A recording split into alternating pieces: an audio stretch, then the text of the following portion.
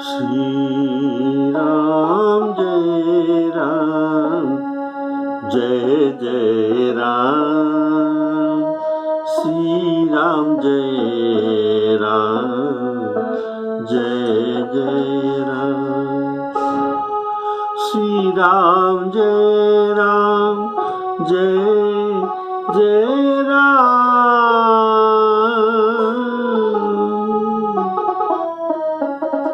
श्री राम जय राम जय जय राम।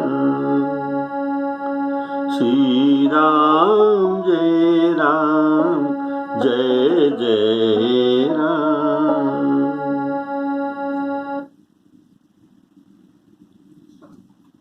आदरणीय श्रोताओं को सप्रेम राम राम कहते हुए आज का अयोध्या कांड प्रसंग का प्रथम भाग आज से शुरू हो रहा है। पिछले एपिसोड में आप सब लोग बालकांड का अंतिम एपिसोड सुना। उसमें गोस्वामी तुलसीदास जी का आशीर्वाद कहने वाले और सुनने वाले को दिया गया। और आज हम अभी अयोध्या कांड में पांव रखते हैं।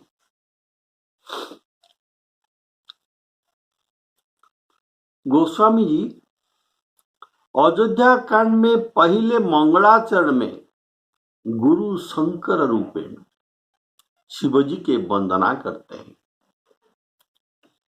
जिनकी गोद में हिमालय सुता पार्वती जी, मस्तक पर गंगा जी, ललाट पर द्वितीय की चंद्रमा, कंठ में हड़ाहड़ विष और वक्ष स्थल में सर्पराज शेष जी। वे भस्म से विभूषित देवताओं में श्रेष्ठ सर्वेश्वर संहार करता सर्वव्यापक और कल्याण रूप चंद्रमा के समान शुभ्रवर्ण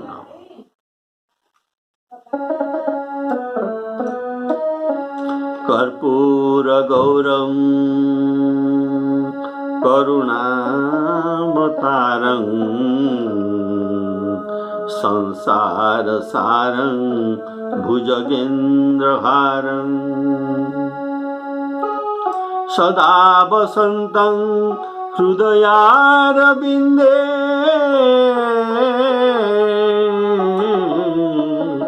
भवं भवानी सहितं नमामि। भवानी सहितं नमामि। और वे श्री शंकर जी सदा मेरी रक्षा करें। गोस्वामी जी कहते हैं, जस्यांते च विभाति भूधर सुता देवापगामस्तके भाले बाल विधुर गले च गरलं जस्योरसी ब्यालराट सर्प के राजा वासुकी जिनके वक्षस्थल में है। सोयं भूति विभूषण सुरवर सर्वाधिप सर्वदा सर्वः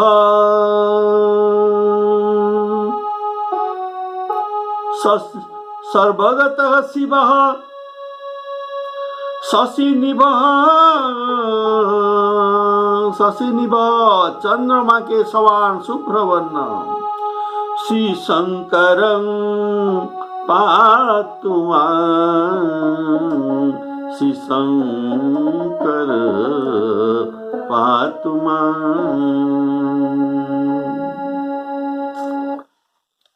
अभी मंगलाचरण के प्रथम जो चरण आपने सुना अभी द्वितीय चरण में गोस्वामी जी रामचंद्र जी की स्तुति करते हैं,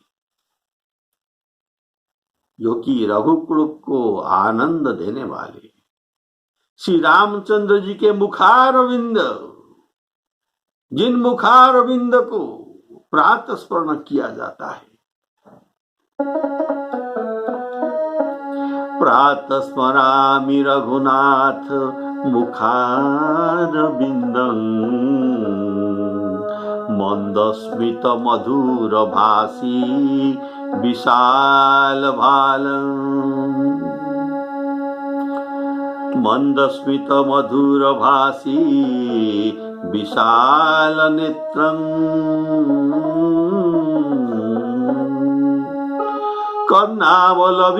कर्णावलंबी कुंडल शोभिगर्णं कर्णांत दीर्घ नयनं नयनाभिरामं कर्णांत दीर्घ नयनं नयनाभिरामं।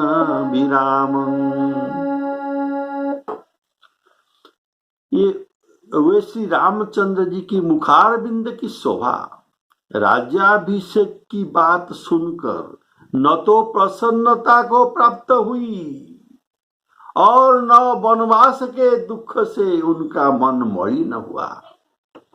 तो दोनों में उनका मुंह सम था। वह मुख कमल की छवि, गोस्वामी जी कहते हैं, वह मुख कमल की छवि मेरे लिए सदा सुंदर मंगल को देने वाली है। अभी ये श्लोक सुनिए।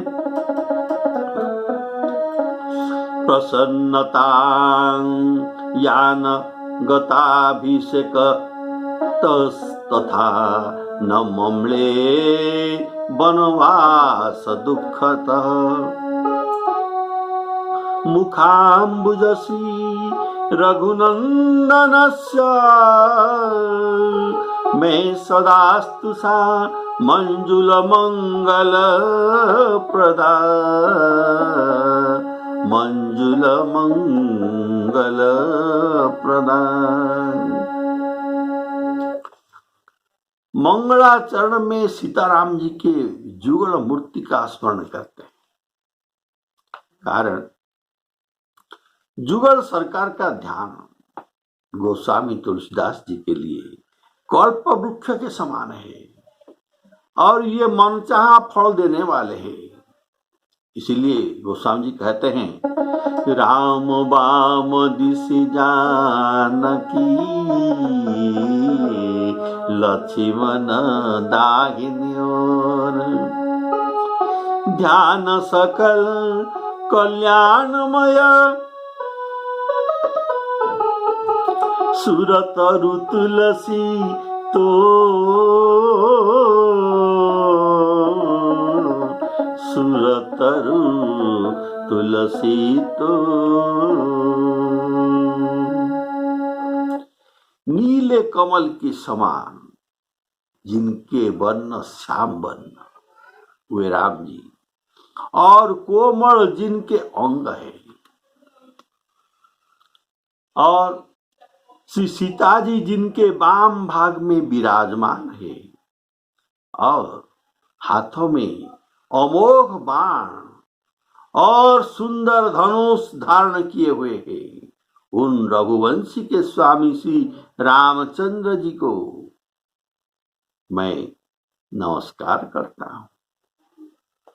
इस श्लोक में श्री रामचंद्र जी के प्रातः स्मरणीय करारविंद का स्मरण किया जाता है। रामचंद्र जी के धनुबाण धारण केवल सुंदरता के लिए नहीं, ये राक्षसों की भय प्रदान करने के लिए और अपना भक्तों को वरदायक है।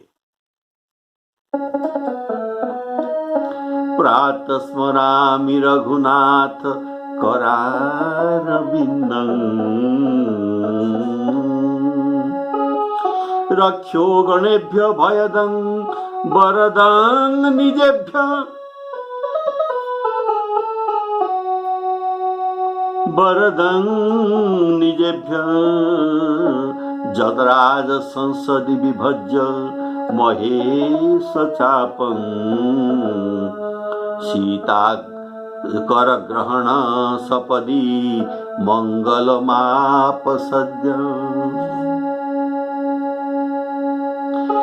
नीलाम्बुज श्यामल कोमलांगं सीता समारोपितवाम भागं पाणौ महासायक चार चापं नमामि रामं रघुवंशनाथं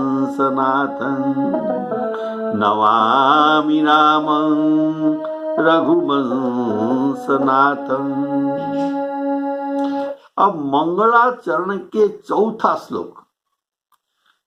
चरण में गोस्वामी जी अपना गुरु महाराज को नरहरियानंद दास जी महाराज के वंदना करते हैं। पहले तो गुरु शंकर रूपिण शिव जी का वंदन किए और अपनी गुरु नरहरियानंद दास जी को स्मरण करने के लिए कुछ विशेष भाव है।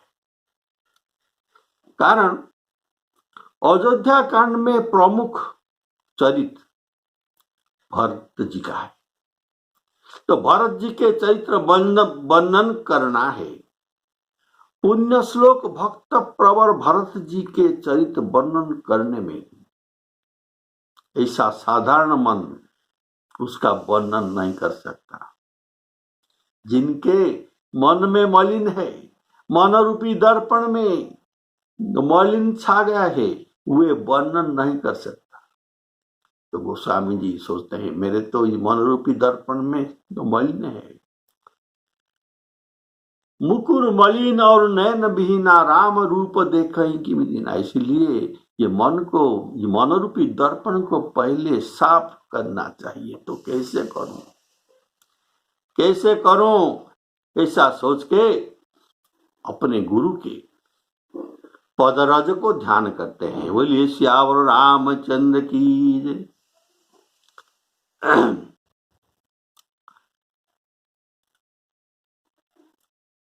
देखिए भरत जी के महिमा वाल्मीकि रामायण में वाल्मीकि बहुत कुछ वर्णना किए, लेकिन इनमें इनका मन को शांति नहीं मिला। भरत जी के भक्ति का ये इतना व्याख्या वहां नहीं कर सके, उनका महिमा इतना प्रकट नहीं कर सके। इसलिए फिर इनको तुलसीदास जी के रूप में जन्म लेना पड़ा। बोलिए सियावर रामचंद्र की जय। तो इसीलिए अब मंगलाचरण में कहते हैं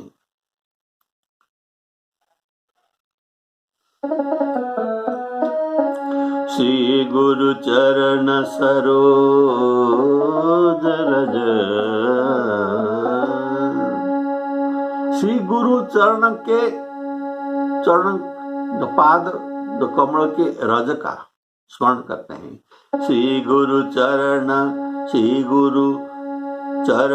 कमल रज निज मन मुकुर सुधारी। अर्थात इनके रज में श्री गुरु चरण कमल की रज में अपना मनोरूपी दर्पण को ये साफ करते हैं। साफ करके अब ये कहते हैं अब श्री रघुनाथ जी के उस निर्मल जस का वर्णन करता हूं जो चार पदार्थ का प्राप्त अर्थात देने वाली है, अर्थात धर्म अर्थ काम मोक्ष को देने वाली है। श्री गुरु चरण सरोज रज निज मन मुकुर सुधारी। वर्णौ रघुवर विमल जस जोदायक फलचारी, जोदायक फलचारी। फलचारी चतुर्वर्ग फल धर्म अर्थ का मुख्य प्रदान करने वाले हैं। और गोस्वामी जी कहते हैं जैसे साधक और सिद्ध वे आंख में दिव्य अंजन लगाकर पर्वत और वन में कहाँ किस धन, कहाँ किस रत्न गुप्त है, ये सब देख सकते हैं। वैसे गुरुपद रज को ये दिव्य अंजन के रूप में आंख में प्रयोग करते हैं गोस्वामी जी। क्यों? इनके प्रभाव से गोस्वामी जी को राम जस रूपी पर्वत में भरत जी के महिमा रूपी दिव्य रत्न दर्शन होगा और प्राप्त होगा। इसीलिए गोस्वामी श्री गुरु चरण सरोज रज को अपना मनोरूपक दर्पण में सरोज से अपना मनोरूपक दर्पण को साफ करते हैं। बोलिए श्यावर रामचंद्र की जय। जथा सुअंजन अंजी द्रुग, द्रुग अर्थात नेत्र, जथा सुअंजन अंजी द्रुग, साधक सिद्ध सुजान, कौतुक देखत शैलवन, भूतल भूरि निधान, श्री राम जय राम जय जय राम।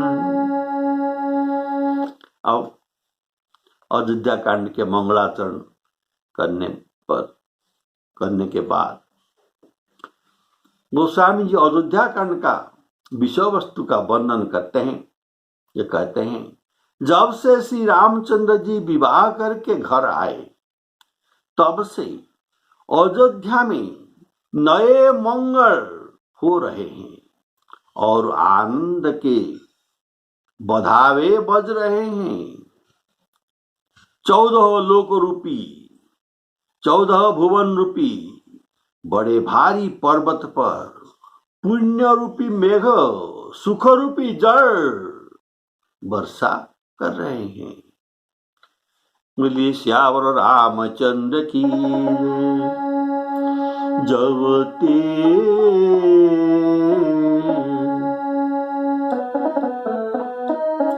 जब ते राम ब्याही घर आए, जब ते राम ब्याही घर आए, नित नव मंगल होत बधाए, भुवन चारि दस भूधर भारी, सुकृत मेघ बरसहि सुखवारी, श्री राम जय राम जय जय राम। अब इनका भावार्थ सुनिए। भुवन चारि दस, जब ते राम ब्याही घर आए, जब से राम जी ब्याह कर घर में आए, ये कहने का भाव। गोस्वामी जी बालकांड में जहां से रामचरित मानस वर्णन छोड़े थे, फिर अयोध्या कांड प्रारंभ होने पर ये वहीं से शुरू करते हैं। जहां से छोड़े थे वहां से फिर शुरू करते हैं। अयोध्या जो बालकांड के अंत में ये कहते हैं ये रघुवर का जब ब्याह उत्सव अभी खत्म हुआ, समाप्त हुआ, तो ब्याह उत्साह से ही हो जाने पर से ये चरित्र अभी आरंभ होता है। तो फिर अयोध्या कांड प्रारंभ वहां से ही वे कर रहे हैं। रामायण का 7 कांड आप जानते हैं। ये मानस सरोवर के सुंदर सुंदर 7 पावच है, 7 सीढ़ियां, 7 पावच है। गोस्वामी जी कहते हैं सप्त प्रबंध सुभग सोपाना। तो ये 7 कांड, ये 7 पावच है।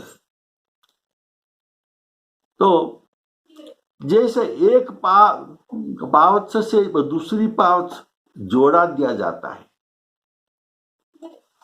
एक पावच से दूसरा पावच जोड़ा दिया जाता है, वैसे बालकांड से अयोध्या कांड को इसी चौपाई पर जोड़ा दिया गया है।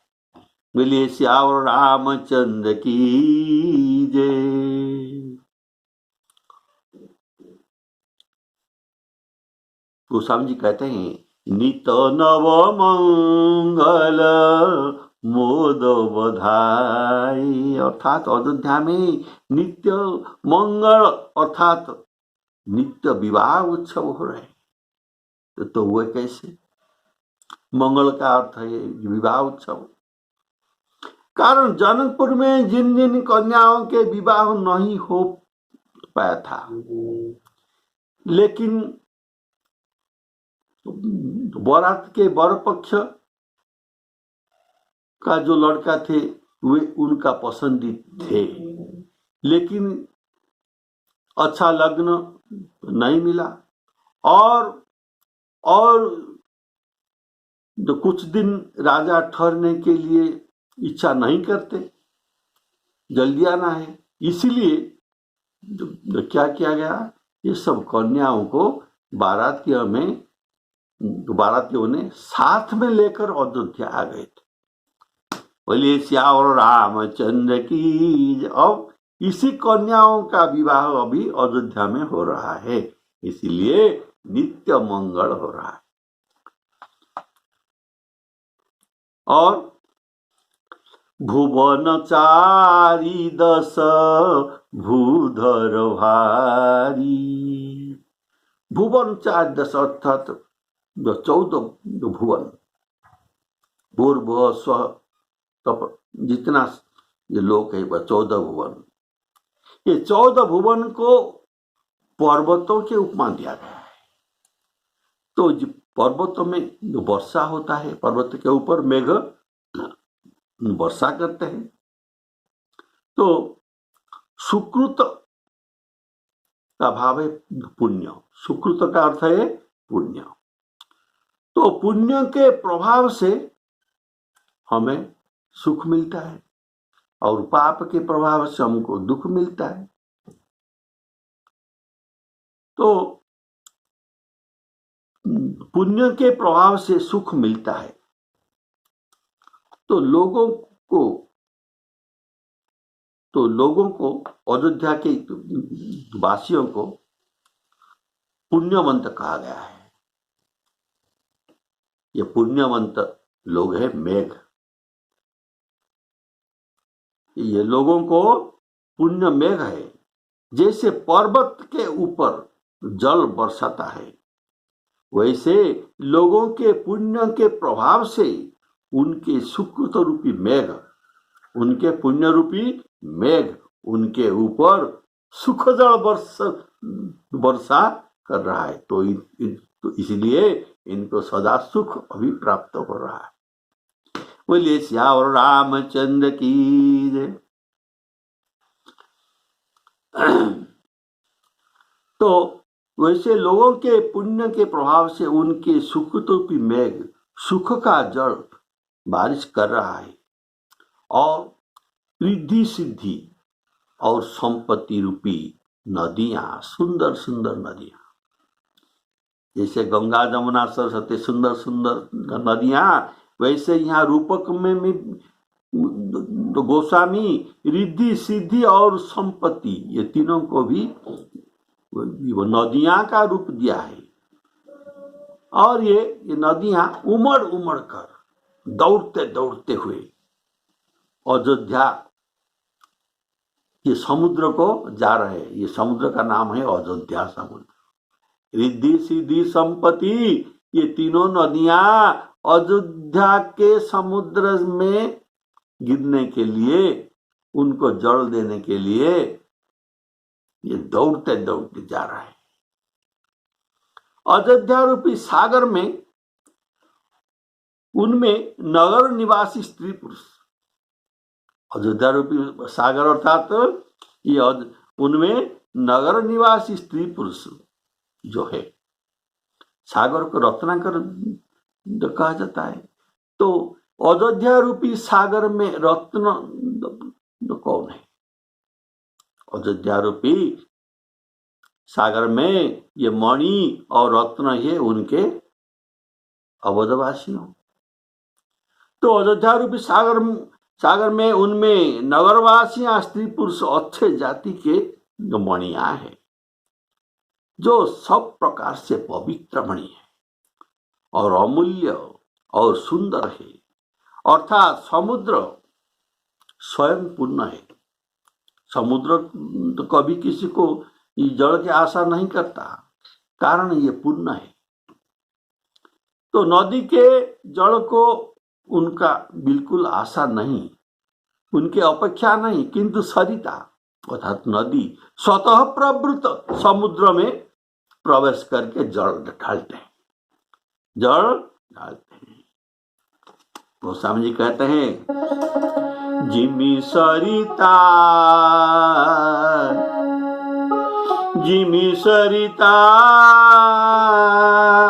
सागर महु जाई, यद्यपि ताही कामना नाई, तिमी सुख संपत्ति बिनही बोलाए।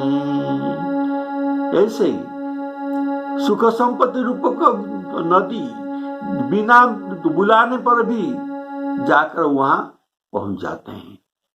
तो कहा, ये ढूंढते ढूंढते धर्मशील के वहां ये पहुंच जाते हैं। ये नदियां सुख संपत्ति, ये नदियां धर्मशील के पास ढूंढ ढूंढ कर पहुंच जाते हैं। तिमी सुख संपत्ति बिनही बोलाई, धर्मशील पही जाही सुभाई। उनके पास पहुंच जाते हैं। क्यों? हम जो सुख संपत्ति है, हम हमारे जीवन को सार्थक करने के लिए हमें धर्मशील के पास पहुंचना तो चाहिए। वहां हमारे सुख संपत्ति का सद्विनियोग होगा। नहीं तो रावण जैसे के पास अगर पहुंच जाएगा तो इनका दुरुपयोग हो जाएगा। बोलिए श्यावर रामचंद्र की जय। इसलिए रिद्धि सिद्धि अणिमादिक सुख संपदा अयोध्या में भरते हैं। अयोध्या के सुख संपत्ति अचल है। सभी का सुख संपत्ति अचल नहीं है, लेकिन अयोध्या का जो सुख संपत्ति है ये अचल है। इनका चलने वाला नहीं है, इनका क्षय नहीं है। क्यों? वहां धर्मशील है, धर्मशील के पास संपत्ति है, इसलिए उनका क्षय नहीं होगा। और सरिता का जल जाकर समुद्र में गिरता है और वहां स्थिर हो जाता है, और इनको वक्र गति में घूमना नहीं पड़ता। जैसे ये जीव अनेक जन्म प्राप्त करने के बाद जब हरि से मिलन हो जाता है, जदगत्वा न निवर्तन्ते, और फिरने का बाट नहीं है, पथ नहीं है। तद्धामं परमं मम, हरि प्राप्त होने पर उनको फिर ये जीव को घूमना नहीं पड़ता। ऐसे ये धन संपत्ति घूमते घूमते नदियों की तरह अयोध्या के समुद्र में आ गए और वहां स्थिर होकर रह गए। जैसे जीव हरि को प्राप्त होकर स्थिर हो जाता है। सरिता जल जल निधि महु जाई, होई अचल जिमि जीव हरि पाई। अयोध्या के सुख संपत्ति सुहाई, सुहाई अर्थात सुंदर, कारण यह पुण्य अर्जित सुख संपत्ति है। देखिए, रावण की जो सुख संपत्ति था ये सुहाई नहीं था, कारण रावण अर्जित संपत्ति लूटमार का संपत्ति था। जैसे एक बार कुबेर पर धावा, पुष्पक जान जीत ले आवा। जो दूसरों का अर्जित संपत्ति को ये लूट कर ले आते हैं, ऐसा संपत्ति सुहाई संपत्ति नहीं है, जैसे रावण का संपत्ति। और राम विमुख संपत्ति ये पाई हुई भी ये जाय रही है, ऐसा गोस्वामी जी कहते हैं। राम विमुख संपत्ति सब प्रभुताई, राम विमुख संपत्ति प्रभुताई, जाई रही पाई बिनु पाई।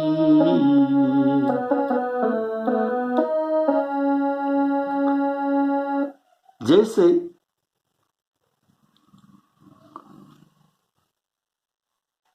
जड़, जिस नदी में जल स्रोत नहीं है, उनका नदी के मूल में जल स्रोत नहीं है, केवल बारिश के जल पर यह आशा करता है, तो बरसी गए पुनि तब वहीं सुखाए। जब वर्षा छोड़ देगा, बंद हो जाएगा, तब इनका जल भी सूख जाएगा। तो नदी को चिरस्रोता होने के लिए उनके मूल में कुछ वो स्रोत होना चाहिए। बोलिए सियावर रामचंद्र की जय। इसलिए गोस्वामी जी कहते हैं, सजल मूल जिन सरित नाही, बरसी गए पुनि तब ही सुखाही। बरसी गए पुनि तब ही सुखाही। ऐसे रिद्धि सिद्धि संपत्ति नदी सुहाई, रिद्धि सिद्धि संपत्ति नदी सुहाई। उमंगी अवध अंबुधि कहूँ धाई, मणिगण पुर नर नारी सुजाति, सुचि अमोल सुंदर सब भांति। इसलिए नगर की ऐश्वर्य कुछ कही ना तो कही नहीं जा सकता। मानो ब्रह्मा जी की कारीगरी बस इतना ही है। सब नगरवासी श्री रामचंद्र जी के मुख चंद्र को देखकर सब प्रकार से सुखी हो रहे हैं। पूर्ववासी लोगों रिद्धि सिद्धि संपत्ति के को देखकर खुश नहीं थे। इनका खुशी के कारण है रामचंद्र मुख चंदु निहारी। तो उनके मुख छवि ऐसे है रामचंद्र के, जो बिलो की बहु काम लजाई, जिनको देखकर कोटि कंदर पर लज्जित हो जाते हैं। गोस्वामी जी कहते हैं, कंदर्प अगणित अमित छवि, नवनील नीरद सुंदरं,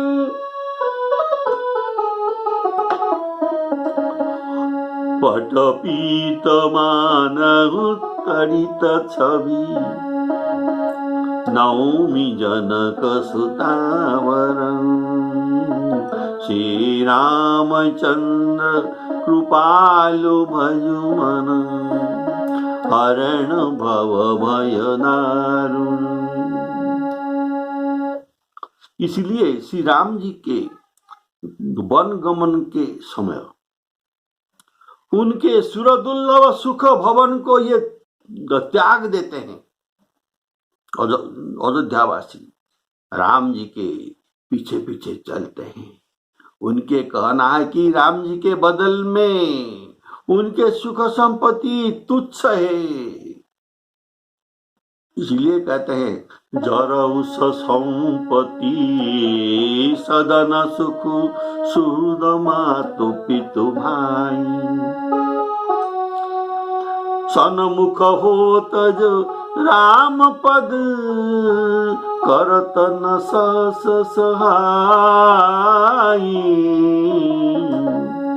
श्री राम जय जय राम। इसलिए गोस्वामी जी कहते हैं कही न जाई कछु नगर विभूति जनु एतनियु बिरंची करतुति सब विधि सब पुरा लोग सुखारी रामचंद्र मुख निहारी। श्री राम जय जय राम। श्री सीताराम अर्पणमस्तु।